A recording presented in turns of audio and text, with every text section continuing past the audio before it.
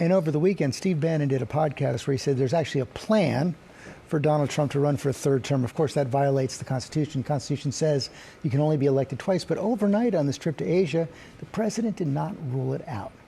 Yeah, and he's been talking about it, a fair amount. He's got his hats that say, Trump 2028. He points to FDR. There's a portrait of FDR in the Oval Office as a reminder that's a president that got elected 4 times. Before of course, the 22nd before Amendment. the Constitution was amended.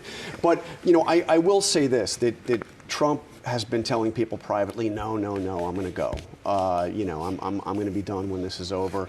And he goes and he polls people. I've heard this happen on multiple occasions, like on Air Force One. He'll go and ask people, so who do you think, JD or Marco? JD or Marco, who should it be? So, will it happen? Will he try to do it? He clearly can't do it under the Constitution.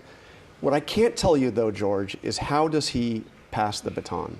How does he finally come out and say, I am not running, and the attention is now on these other guys?